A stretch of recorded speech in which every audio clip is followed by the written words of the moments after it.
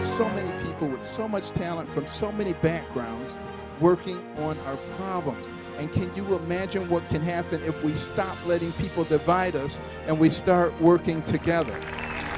You need to have both parties fighting for your vote and looking for what's good for you. That is absolutely essential.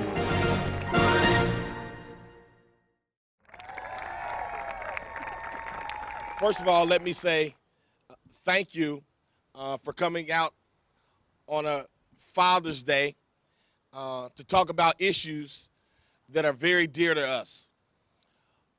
One of the things that we're trying to do is to bring awareness not only to the gun violence that happens every single day, but to bring awareness to the educational system that's failing our children, bring awareness to the fact that every single day our young men are waking up with no place to go, no jobs, no community centers. Every day we're faced with traumatic experiences on the south sides of Chicago, on the west side of Chicago, not only on the south sides and west side, but wherever black and brown people live, they're experiencing some very difficult times right here in America. You can go from Baltimore to Detroit to Brooklyn to LA to Phoenix, and you'll see the same problems over and over and over again. And it's just my belief that in a nation as great as ours, we should not be faced with the same issues everywhere you see black and brown people. It just should not be. America is a great country, and we have to do everything we can to work together to make it the very best that it can possibly be. So with that said, our organization, Project HOOD, we've invited all the presidential candidates, Democrats and Republicans, to come to the south side of Chicago and tell us, one, what they're going to do if they're elected president, but two, to give you an opportunity to voice your concerns, to have your voice heard.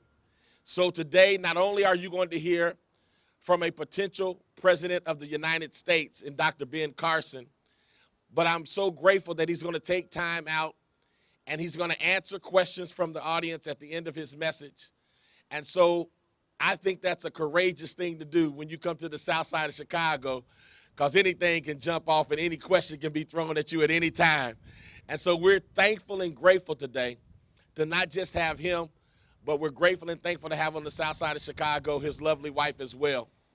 So what I want to do is bring to the stage and give him all the time that he needs.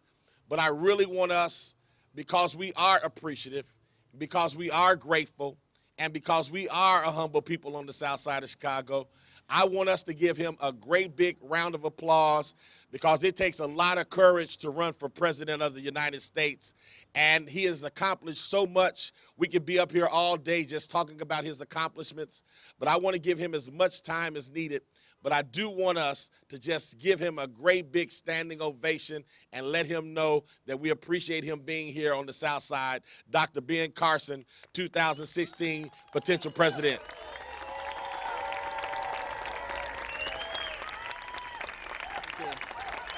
Thank you so much.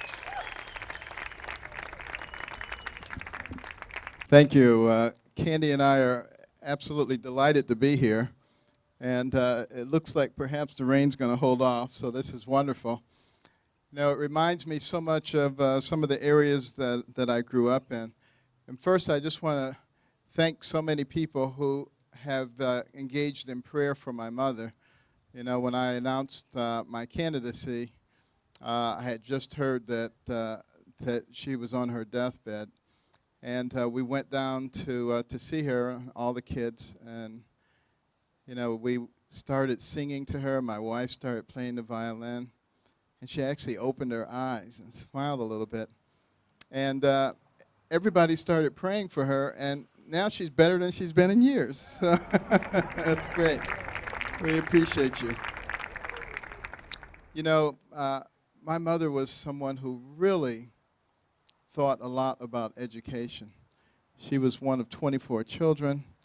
Got married when she was 13, trying to escape a horrible environment in rural Tennessee. And she managed to cobble together up to a third grade education. And they escaped to Detroit.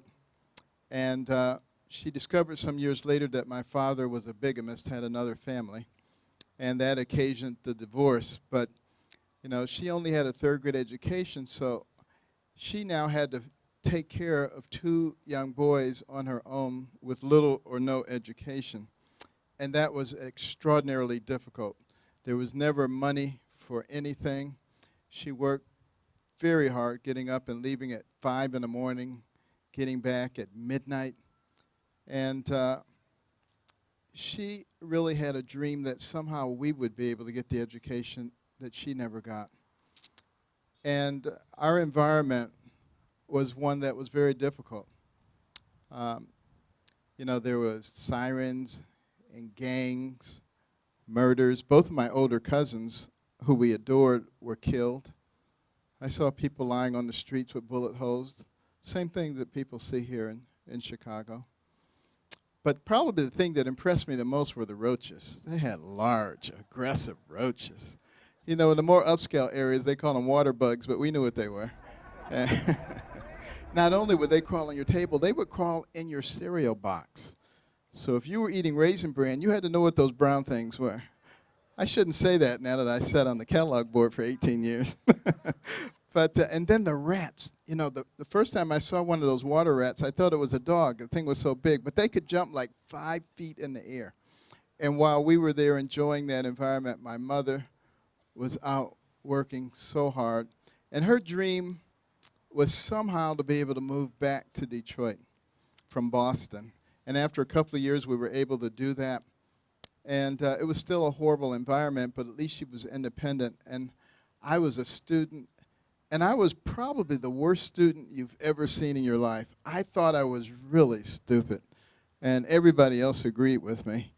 And although I did kind of admire the smart kids a little bit, there was one guy, he was the smartest kid in the class, and he knew it. He would always come up to you after a test and hold his paper in your face and say, "Look what I got. Let me see yours. Let me see yours." And you wanted to let him see it, all right, but you couldn't because you'd get in trouble.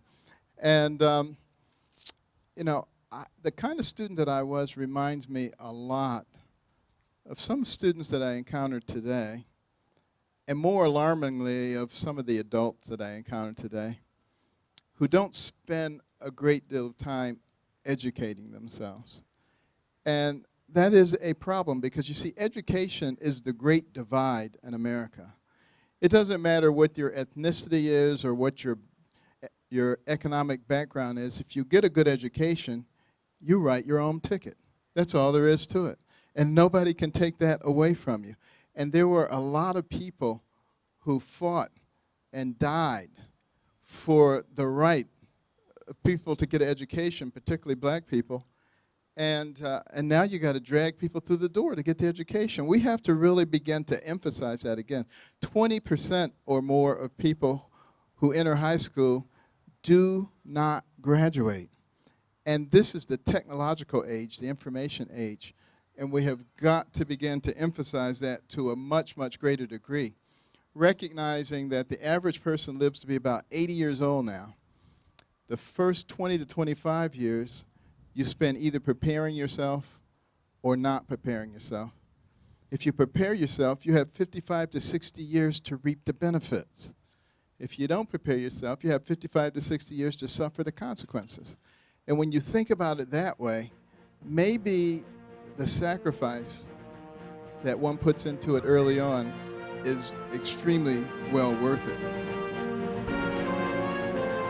It was illegal for slaves to read. Why was it illegal for slaves to read? Because they knew that an educated man was a free man. And that's why I emphasize education so much.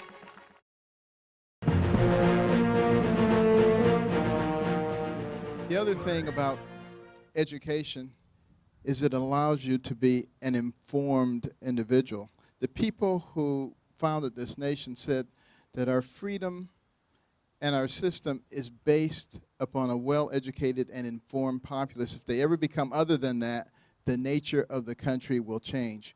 And why did they say that? because people who are not informed are very easy to manipulate.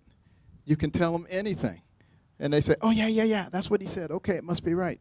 Rather than actually having the wherewithal to analyze and to think for themselves. And that is such an important concept. If you don't take away anything else I said today, teaching our young people especially to think for themselves, not to let somebody else tell you how you're supposed to think, what you're supposed to do. You know, it is not useful at all to do that. Well, my mother fully understood that, and she was so disappointed that I was doing so poorly and that my brother was doing poorly, and she didn't know what to do. So she prayed and she asked God to give her wisdom.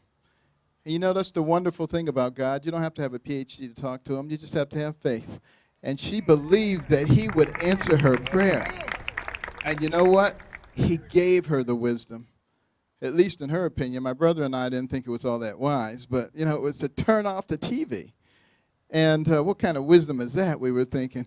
And worse than that, to make us read 2 books apiece from the Detroit Public Libraries every single week and submit to her written book reports, which she couldn't read, but we didn't know that. And she would put check marks and highlights and act like she was reading them, but she wasn't.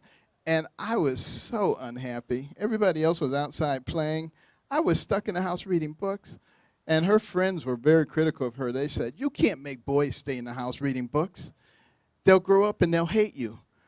And I would overhear them, and I would say, Mother, you know they're right. But it didn't matter. We still had to do it. And, you know, back in those days, you actually had to do what your parents told you. You know, people ask me all the time, why did you do it? You had to do it. There was no social psychologist saying, let the kid express themselves. So, you know, you had to do what you're supposed to do. But, you know, she didn't dictate what we had to read. And she let us read anything we wanted to read. And I remember one of the first books I read was a book called Up From Slavery. It was the autobiography of Booker T. Washington. And it was illegal for slaves to read. And it was illegal to teach them to read. And you know, and yet he taught himself to read, read everything he could get his hands on, became an advisor to 2 presidents. It was a very powerful story. But you know, the real powerful part of it is this. It was illegal for slaves to read. Why was it illegal for slaves to read? Because they knew that an educated man was a free man. And that's why I emphasize education so much, particularly to our young people today. Well, you know, as I started reading more and more books, I began to know things that nobody else knew. Within the space of a year and a half, I went from the bottom of the class to the top of the class, much to the consternation of all those students who were teasing me. I remember going up to Steve after a test, and I said, hey, Steve, how'd you do? And he poked out his chest. He said, oh, I got a 91. I said, well, gee, that's too bad. Oh, I got 100.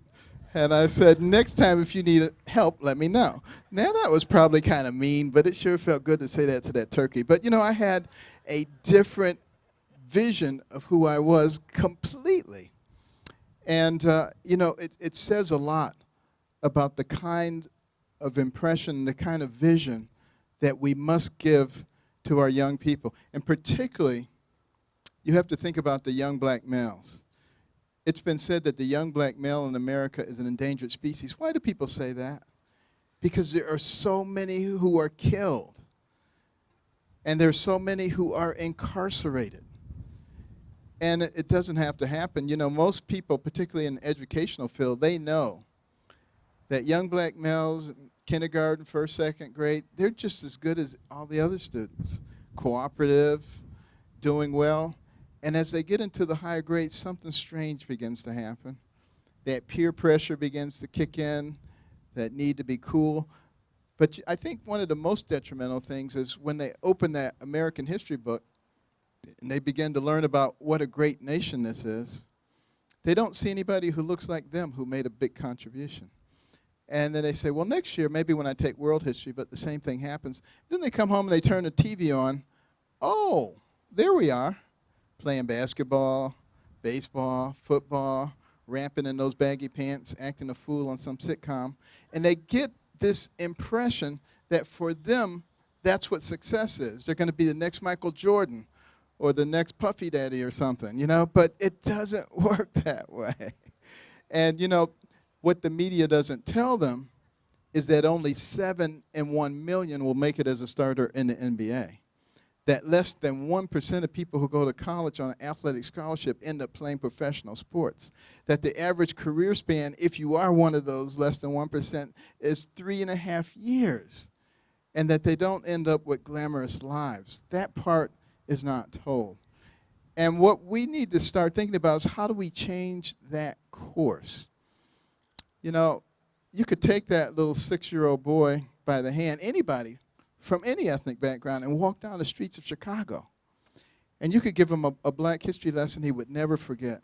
You could start by pointing to his shoes, and you could say it was Jan Matzliger, a black man who invented the automatic shoe lasting machine, revolutionized the shoe industry throughout the world. And you step on that clean street and you tell him it was Charles Brooks, a black man who invented the street sweeper, those machines with the big brushes that come down the street.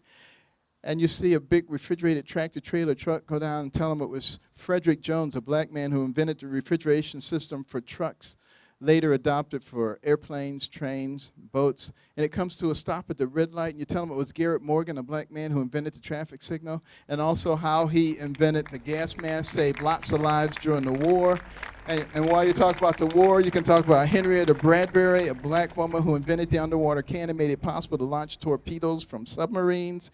And you'll see a beautiful black woman walking down the street. A black man did not invent her, but you can use that occasion to talk about Madam C.J. Walker, a black woman who invented cosmetic products for women of dark complexion, was the first woman of any nationality in America to become a millionaire on her own efforts. And then you can walk past the hospital and you can talk about Charles Drew and his contributions to blood banking, understanding the function of blood plasma. Daniel Hale Williams, the first successful open heart surgery in the world, had an operative mortality rate less than 1.5%. You look up at the surgical light, Thomas Edison. You didn't know he was black, did you?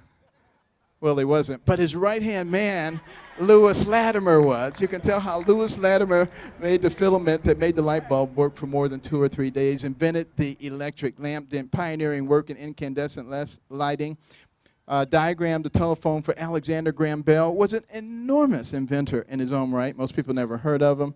You'll walk past the railroad tracks. You can talk about Andrew Beard, the automatic railroad car coupler spurred on the Industrial Revolution. Elijah McCoy, the automatic lubrication system for locomotive engines. In fact, Elijah McCoy had so many great inventions, when something would come out, people would say, is that a McCoy? Is that the real McCoy? People don't even know where that term came from. And I'm just barely scratching the surface. So you see, that young man never had a reason to believe that his ancestors didn't play an important part in developing this nation, and that he isn't an integral part of that nation. But you know, here's what's really cool. I could take that same walk down the street for virtually any nationality in this country, and I could point out tremendous contributions that were made. You see, that's one of the reasons that this nation excelled to the pinnacle of the world faster than any other nation in history, because we had so many people with so much talent from so many backgrounds working on our problems. And can you imagine what can happen if we stop letting people divide us and we start working together? That will be a major coup. It's one of the reasons that my wife Candy and I started the Carson Scholars Fund, because we realized the importance of education. And we would go in these schools and we'd see all these trophies: all-state basketball, all-state wrestling, all-state this, that, and the other. What about the academic superstar? What did they get? You know, a National Honor Society pin and a pat on the head. They're their little nerd. Nobody cared anything about them. That's why we're doing so poorly. If you look at the international surveys, particularly in the STEM areas, we are far, far behind. And we have to find a way to get around that. So we actually started giving out scholarships out of our own pocket to children starting in the 4th grade of all backgrounds for superior academic performance and demonstration of humanitarian qualities. They had to show that they cared about other people, because we're trying to develop the leaders of tomorrow, and we don't need people who are just smart. We also need people who care about other people. What a difference that makes. And, you know, we started in Maryland, and the first year, 1996, we gave out 25 awards, one in each county. And this year, we gave out the 6,700th award, and we were in all 50 states. And the other part of the program is we put in reading rooms. And we put them in all over the country. We have several here in the Chicago area. We particularly target Title I schools, where a lot of the kids come from homes with no books. They go to schools with no library or poorly funded library. They're not likely to gain an appreciation of reading. And you know, 70 to 80% of high school dropouts are functionally illiterate. But these rooms are places no little kid would pass up, and they get points for the number of books they read. They can trade them in for prizes. And in the beginning, they do it for the prizes, but it doesn't take long before that affects the trajectory of their academic performance and the way that they think about themselves. And this program, by the way, has won the Simon Award, which is a national philanthropic prize that's only given to one organization in the country each year. Comes with a check for $250,000, by the way. And the Ronald McDonald House Charity Award was only given to one organization in the country, also a six-figure check, and a number of other awards. But we don't do it for the awards. We do it for the effect, because teachers tell us we put a Carson scholar in their classroom. In many cases, the GPA of the whole class goes up because now they have another role model. And this is what we have to start thinking about, putting the positive models out in front of our people. It will make all the difference in the world. And what's important is that we learn how to have rational and calm discussions. And just because somebody disagrees with you on something, that does not make them your enemy. The other thing that I think is vitally important, particularly when we look in the black neighborhoods around our country, and you see all the frustration, and you wonder, why is it a tinderbox? Why do people burn their own neighborhoods down? Why does all that happen? Because people are incredibly frustrated. And why are they so frustrated? Because there's no economic development going on. There's a lot of change, but there's not a lot of hope. And we have got to find a way to bring that hope back. And I think the way you bring it back is economically. Now, there's some things that I think could be done quite rapidly. For instance, there's over $2 trillion of corporate money sitting overseas right now. The reason it's not brought back here is because we have the highest corporate tax rates in the developed world. Everybody agrees that it's too high, but is anybody doing anything about it? No.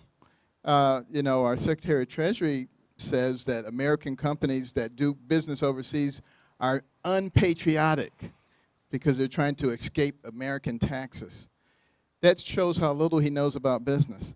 People don't go into business to support the government. They go into business to make money. So if you really want to be smart as a government, you create an environment that is conducive to entrepreneurial risk-taking and capital investment. That's what drives the economic engine. And we can get an immediate boost by providing a 6-month tax-free holiday for corporate profits overseas. They can bring them back with no tax consequences. The only thing that I would stipulate is that 10% of what they brought back had to be used for the creation of jobs for people on welfare and unemployed and for job research.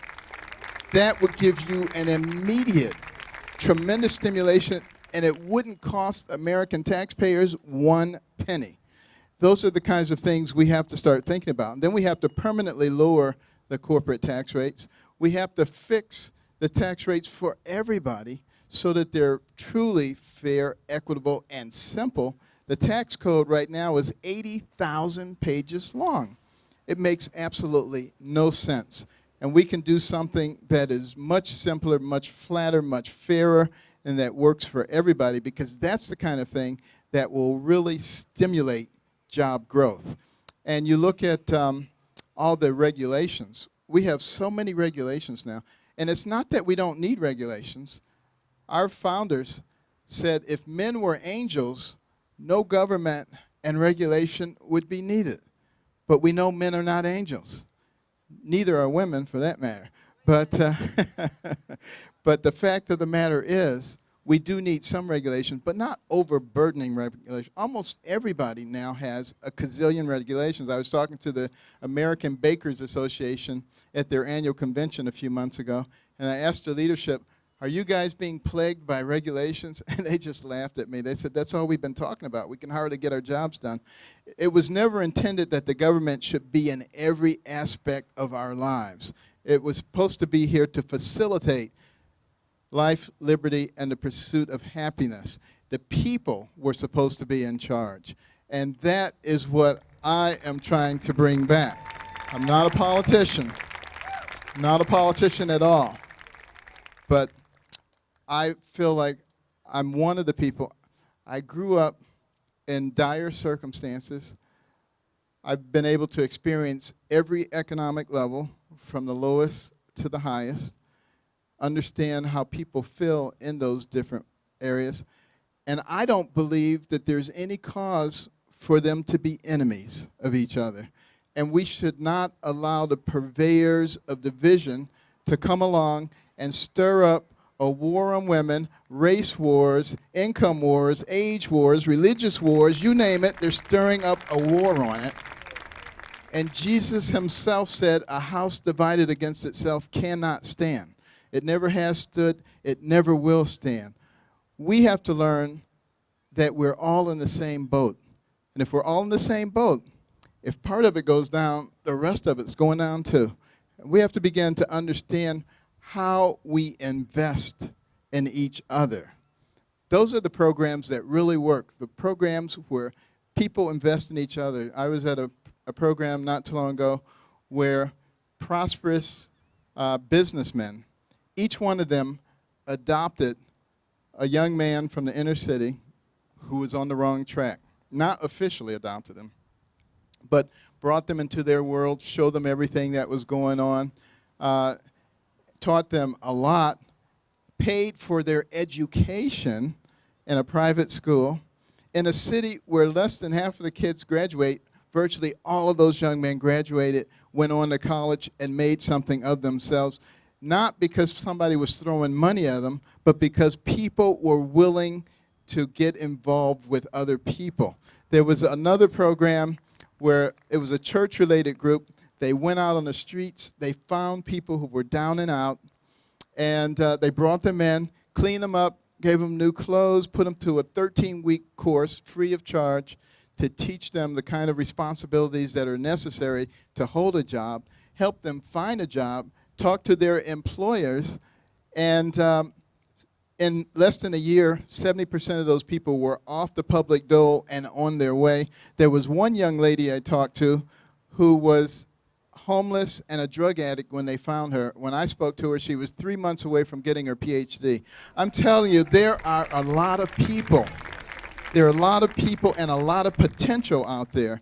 And what we have to do is find ways to create a path where people can ascend the ladder of opportunity and get out of a state of dependency, not how we can keep them comfortable in a state of dependency, which a lot of people want to do. And we have to be smart enough to stop listening to those people. And also, in the black community, recognize that there is over $1 trillion worth of assets. And we have to learn how to turn our dollars over 2 or 3 times before sending them out. That's how you create wealth. And then you reach back and you pull the next guy up. And if you begin to do that, you will have plenty of opportunities, and you won't need to depend on anybody else. And then the other thing is to remember that there is a concerted effort by some people to keep black people separated. They'll try to hate on people like the pastor, who is absolutely a wonderful and courageous man, because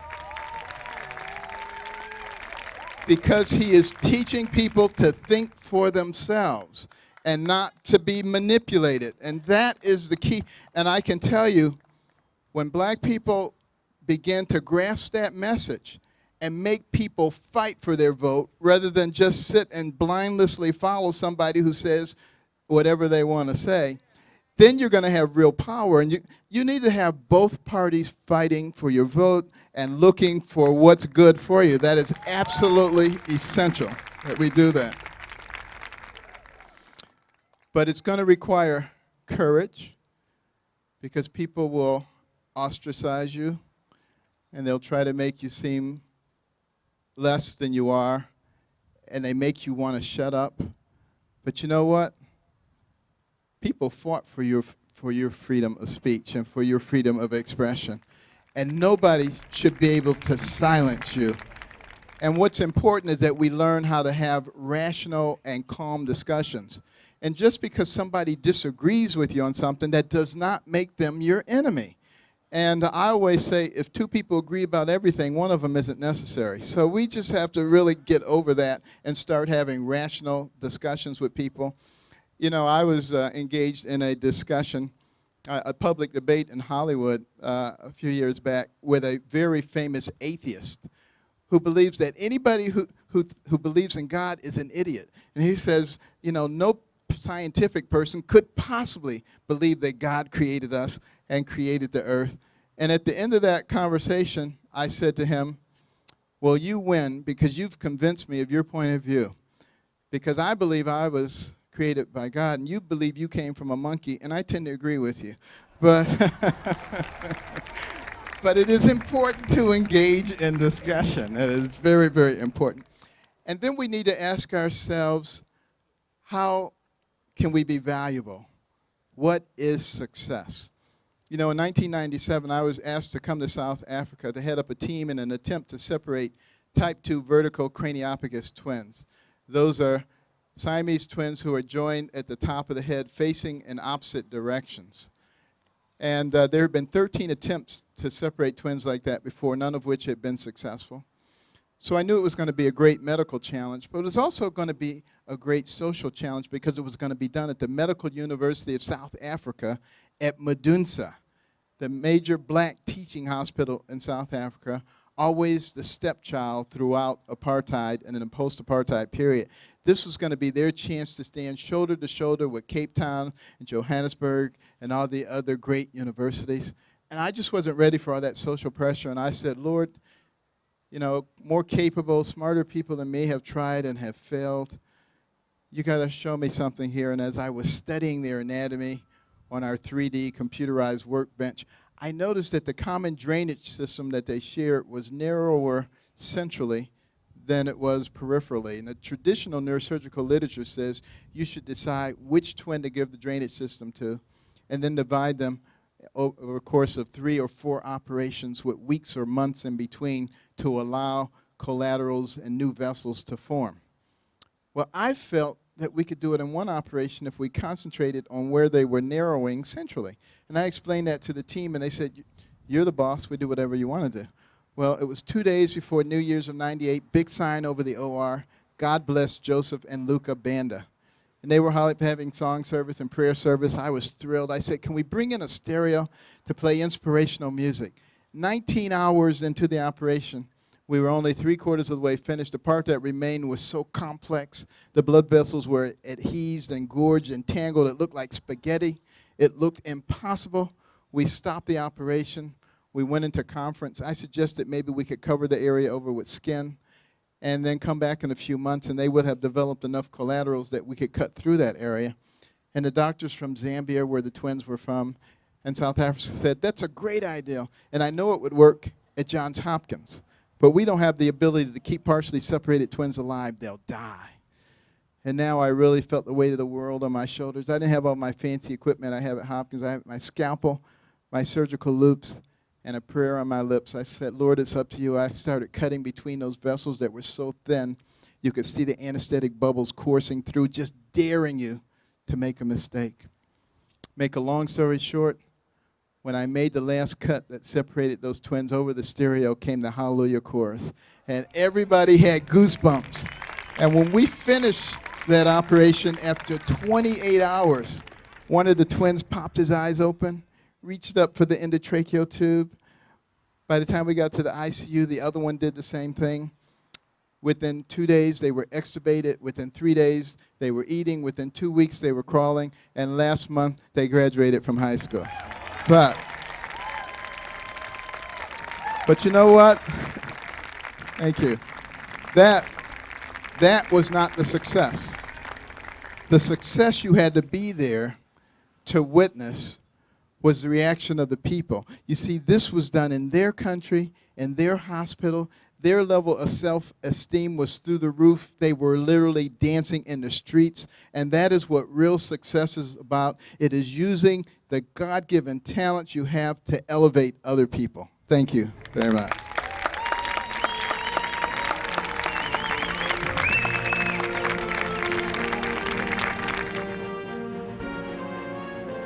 If you look at the war on poverty in this country that has been conducted since the 60s, we have spent $19 trillion.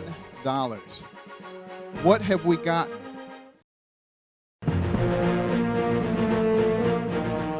We are extremely grateful to have Dr. Carson, but one of the things we wanted to do is allow people from our community an opportunity that we seldom see or seldom get to do. To have a presidential candidate be on the south side of Chicago and to be able to stand and ask a question is tremendous. And so what we want to do at this time, we want to be very respectful. And we want to ask the questions that we want to have answers to. And for the time that he has remaining, he's going to answer those questions. He's going to take those questions. So Jedediah is going to be in the middle of the aisle. You have 30 seconds to ask your question. Once again, before he asks these questions, let's thank Dr. Ben Carson for being here on the south side of Chicago, everybody. Yes. Okay, that one's not working. Come on up. Good afternoon, Dr. Carson. My question is, what is your platform on the education for inner city children? Okay, what is my platform for education of inner city children? Well, this is a very important question because studies have shown us that children who get the best education, who achieve at the highest levels, are homeschoolers, followed by private schoolers, followed by charter schoolers, followed by public schoolers. And what that means to me is that we should be providing a way for people to have choice when it comes to education. And I would be looking at a school voucher program that allowed people to send their children where they wanted to go. And I think that would incentivize a lot of our public schools to work harder to improve themselves, because it's absolutely essential. And, you know, I remember one major city where, you know, it was determined that 8 of the public schools were absolutely inferior. The kids weren't learning anything, and they were going to shut them down and send them to other schools. And the politicians gathered around. They said, no, these are our schools, and we have a right for our kids to be here. And so they left the schools open, and the kids continued to fail. You know, we have got to be smarter than that, and we've got to figure out a way that we can get our children a good education. The other thing I just want to mention quickly is technology. There are computer programs that exist now that can look at the way a kid solves 5 algebra problems, and by looking at that, it knows what they don't know. And it can go back and tutor them on that, bring them up to speed at their own speed, which is the same thing a good algebra teacher can do, but the difference is the algebra teacher can only do it for one student at a time. Computer can do it for a whole class, for a whole school, for a whole city simultaneously. We have to begin to take advantage of that to get caught up. And also, we can put the very best teachers in the world in front of 1 million students at a time instead of 30 using virtual reality techniques. Yes. Hello. What is your plan for men and women who are incarcerated? Okay, the question is, what is my plan for men and women who are incarcerated? We have a lot of people who are incarcerated for nonviolent crimes, and they get mandatory sentences. And the problem with that is not that they don't deserve some type of punishment. The problem is that is not the right kind of punishment, because those prisons tend to be universities for criminals. So you take somebody who really wasn't a criminal before, and you send them there, and they make all kind of connections, and things begin to happen. And then when they come out, you've got a very different situation. So obviously, we want to begin to look at other types of punishments and rehabilitation, because what is it really about? It's about rehabilitating people, because we need all of our people. We have 330 million people. China has over 1 billion. India has over 1 billion. And we've got to compete with them on the global stage. We need all of our people. Yes. Good afternoon, and thank you for being here, Mr. Carson. I want to know what are your plans to help create jobs in the inner city? What are my plans to help create jobs in the inner city?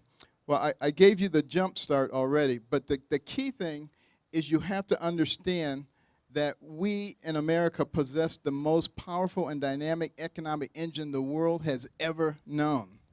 But we have suppressed it with all the regulations and with a tax structure that does not incentivize people. So we have to change those, because there are trillions of dollars sitting on the sideline just waiting to be invested. But people will not invest them when they don't see a friendly environment. So we have to create that friendly environment. That will make all the difference in the world. And I mentioned already how we get a jump start by requiring the corporations to get involved. The other thing we have to recognize, as I mentioned before, it's people getting involved with people. Business, industry, academia, churches, community groups have to be the ones who begin to invest in the people in their communities.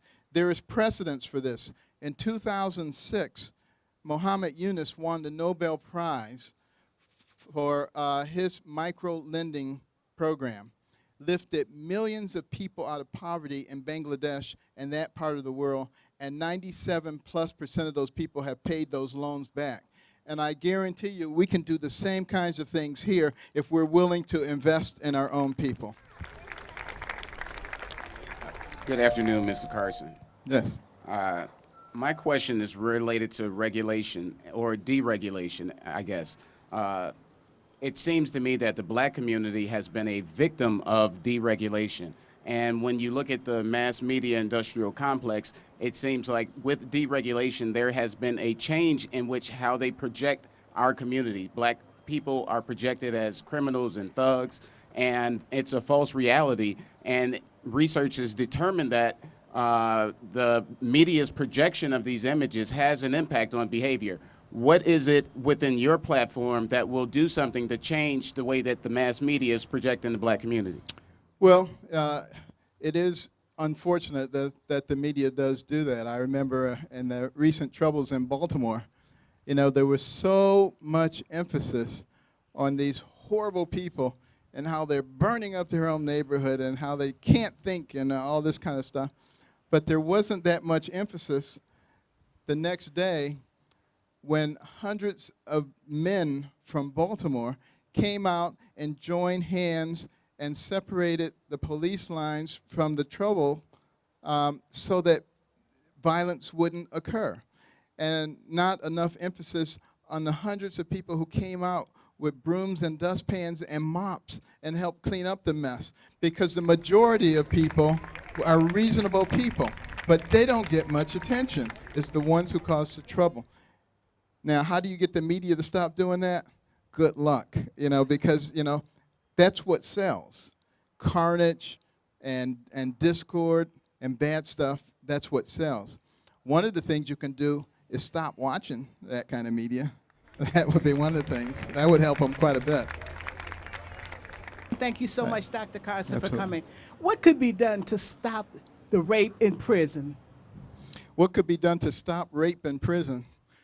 I guess you could put everybody in their own separate cell and keep them separated, but you know, it's sort of like the question I was asked this morning on the news about the Confederate flag. You know, what should we do about the Confederate flag? And I said, you know, you could put up all the Confederate flags you want, or you can get rid of them all.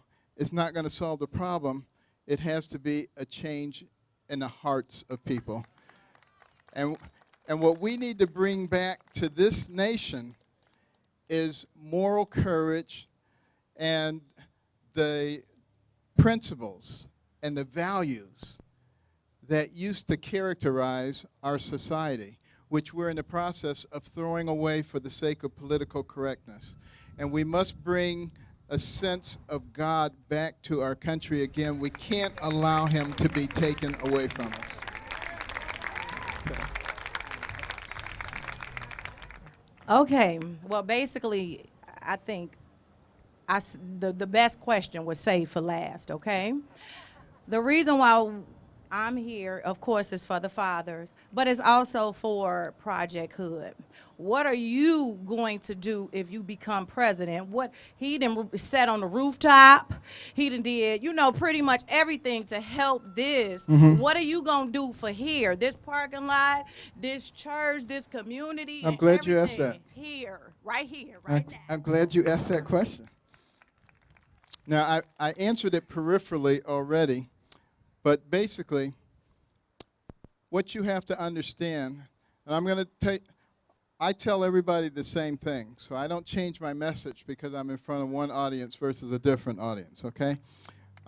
If you look at the war on poverty in this country that has been conducted since the 60s, we have spent $19 trillion.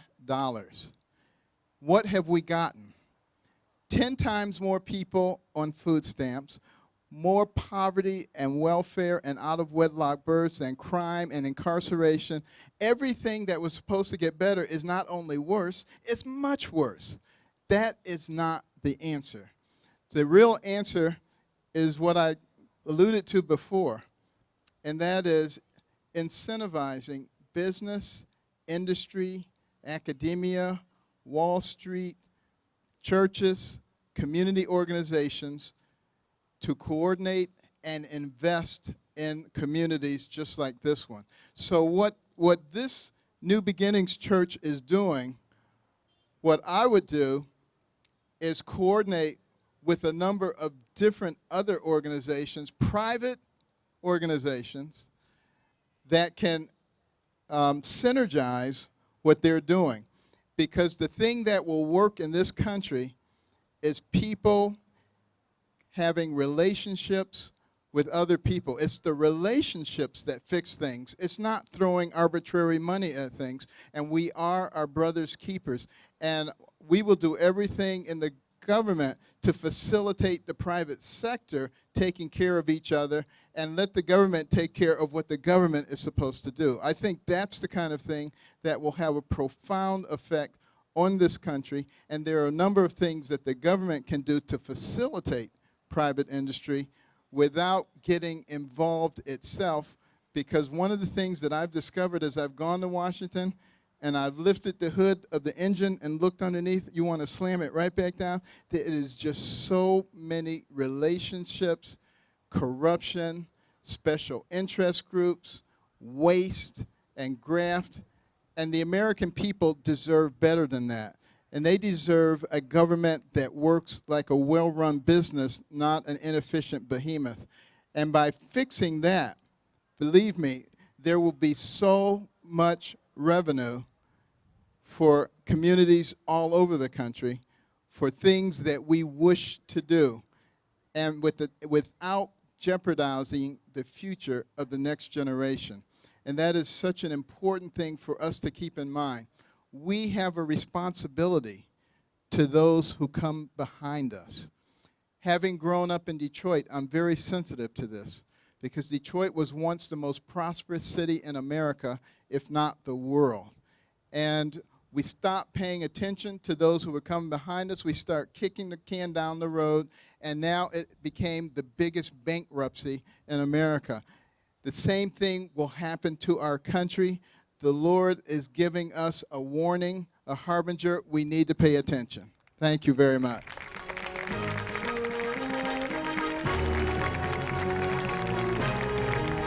Come on, everybody, let's thank Dr. Ben Carson one more time. Everybody on the south side of Chicago. Come on, everybody, everybody.